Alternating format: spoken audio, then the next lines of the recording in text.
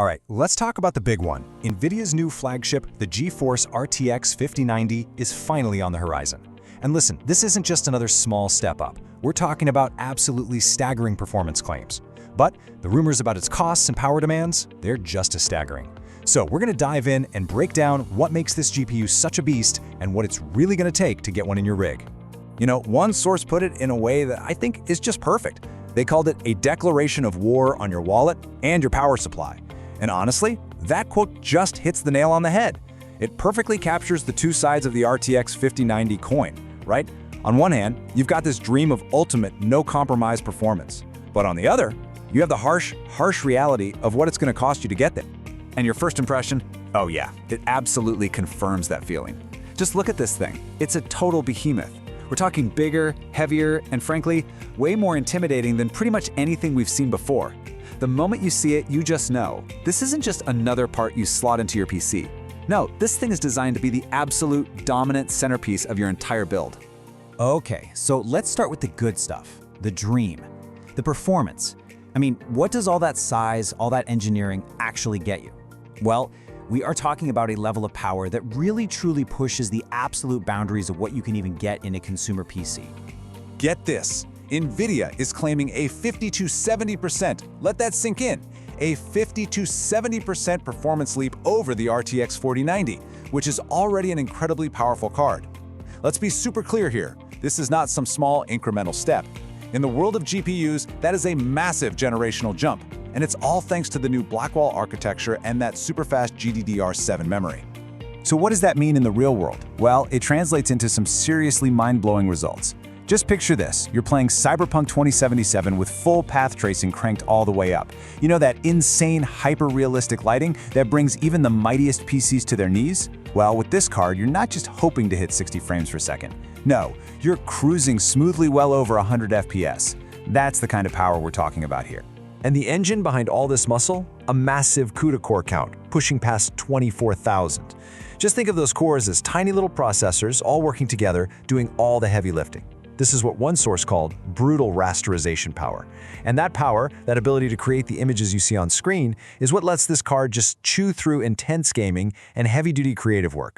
You know, the whole point of all this is to give you that cinematic, immersive experience with absolutely zero compromise. We're talking redefined ray tracing for that ultra-realistic lighting, native 8K gaming. Yeah, that's not just a pipe dream anymore, it's a real possibility.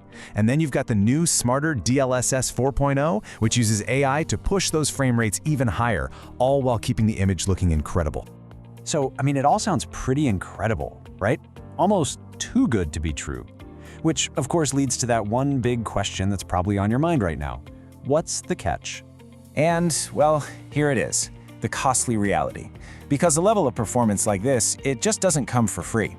The demands this card puts on your system, and yeah, on your bank account, are every bit as extreme as its power. First off, let's just talk about the sheer physical size. This is a massive triple-slot card. So what does that mean? It means all those cool, small form factor builds are completely out of the question. You are absolutely going to need a full tower case just to get this thing to fit inside. Okay, next up, power consumption. The official number they're throwing around is about 600 watts, but when you're really pushing it in a game, this card can have power spikes that get close to a staggering 800 watts. I love how one source put it. They called it the Lamborghini of GPUs, and that's perfect, right?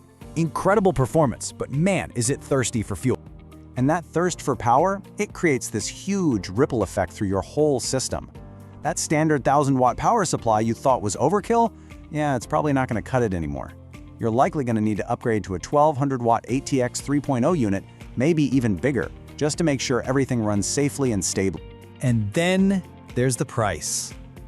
Now, it's not officially confirmed yet, but all the sources are pointing to a launch price hitting somewhere around $2,500 for the custom models.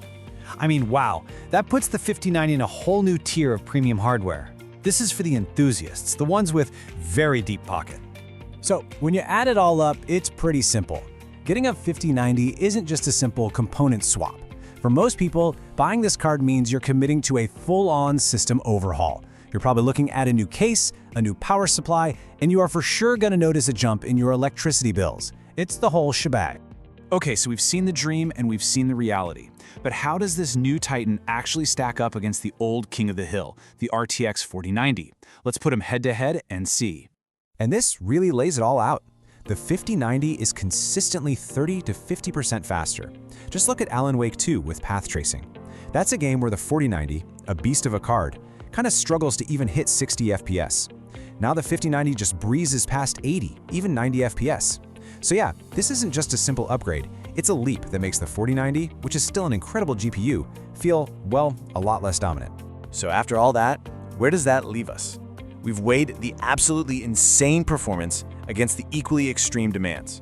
So who is this GPU actually for?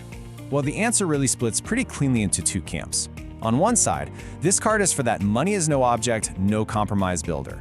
It's for the professional creator whose time is money, or the gamer who has to have high refresh 4K and is even looking at 8K. But for pretty much everyone else, especially if you already own a 4090, it's probably best to just wait. At the end of the day, the RTX 5090 is, without a doubt, a masterpiece of engineering. It really is the absolute pinnacle of what consumer graphics technology can do right now. But that incredible achievement comes with a masterpiece-level price tag and a truly insatiable appetite for power. Which leaves us with one last question to chew on. Is the RTX 5090 the ultimate gaming GPU we've all been dreaming of? Or is it just ultimate excess? A step that pushes the boundaries way beyond what's actually necessary? I think that's the question we're all going to be debating for a long time to come.